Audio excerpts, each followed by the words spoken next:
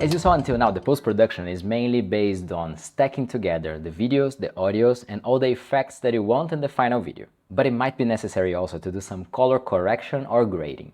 And this depends if the way you recorded asks really for it, or if you just want to be more creative about it. Either way, let's take a look on CapCut on how to do it. So we have two different clips here on the timeline. One is a normal camera shot and the other one is a drone shot. The easiest and fastest way to make them pop inside CapCut is just going to the filters panel over here, and you're gonna have a bunch of different filters here that are gonna change how the video looks. Same as always, it's enough for you to click on one of these to see the preview on the preview panel. The thumbnails kinda give you a rough idea of how they're gonna look like in the end. And same as always, pay a lot of attention for these that have the Pro tag on top of them, otherwise you can't export the video later unless you pay for it. Now to use one of these, it's enough to click Add to Track and it's gonna add here on the timeline, and you can drag it for as long as you want.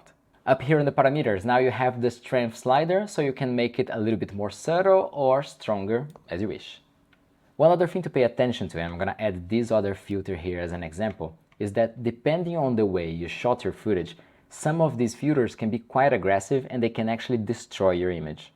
This one, for example, changes so much the colors of the sky that we don't have enough info on the footage to make this a real gradient. So you can actually see the separation of the colors over here, which doesn't look cool at all. So just be aware of this, because adding some of the filters instead of making the footage look very cool, it can totally destroy the image. Now, instead of a filter, if you want to do everything manually, you can just click on the clip and come up here to adjustment, and you're gonna have many different panels over here. And this could be totally a complete class on itself. So let's take a look at the basic features for you to make your image look very good without having to go way too deep. Now, inside the basic panel, the first thing you're gonna find is the auto adjust, and this is just going to change the colors of the clip to make it pop a little bit, but it's a pro function, so be aware of it. Below, we got the HDR conversion tool, and also this depends on how you shot the footage. In this case, I did shoot it with an HDR profile, and CapCut is recognizing and it's converting it already for me. This is how it would look without the conversion, and this is after the conversion. A LUT or lookup table is gonna act exactly like a filter. And if I click on the list, you're gonna see that I have only one over here that I loaded myself.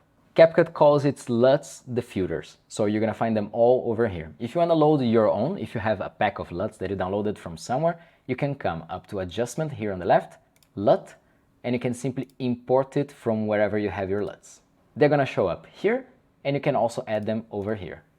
Now the adjustment panel down here is just like editing a photo. You're gonna have all the controls for brightness, contrast.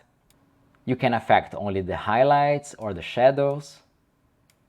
And this is going to be the color correction of the footage, making the saturation and the colors and the contrast look right.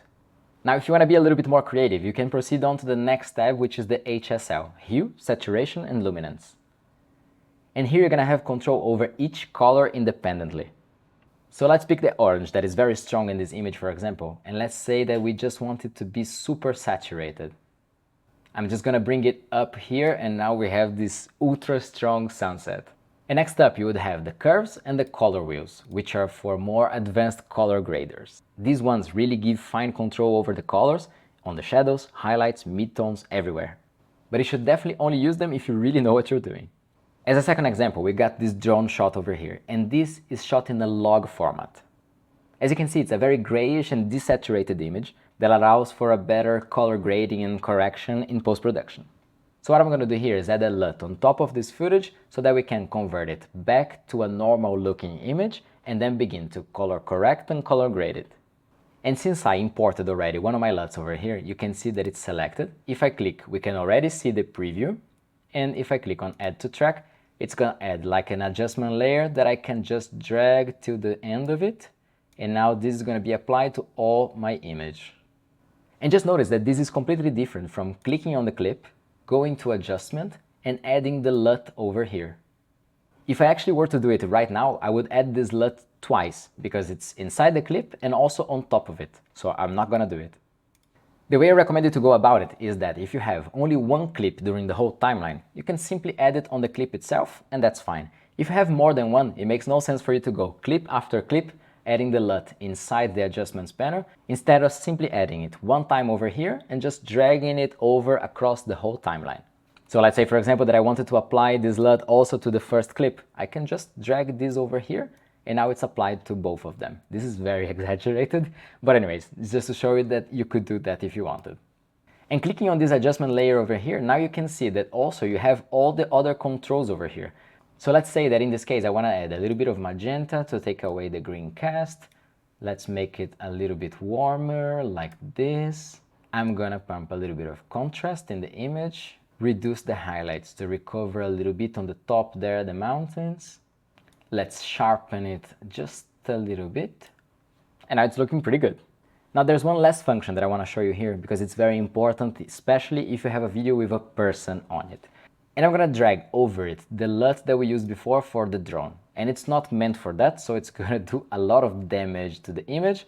But anyways, that's exactly what I want to show you. In this case, the layer is affecting the whole image, including the skin, which looks totally off.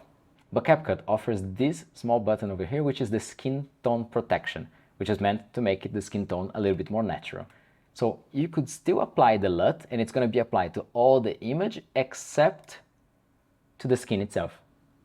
So still, if I enable and disable the track here, you can see that the LUT is affecting the whole image. It's giving it a little bit more punch, a little bit more contrast, even a little bit too much, but the skin is not going crazy like it was before. So if you're adding a LUT to an image that has a person, be sure that it's not affecting the skin tones way too much, or try this feature to try to save it. In this case here, a good mix would be to put the strength of the LUT at 50% and have the skin tone protection on. Alright, so now you know everything you need to edit a very complex video from scratch on your own. But I'm not gonna leave you alone, so we are gonna edit a complete video together.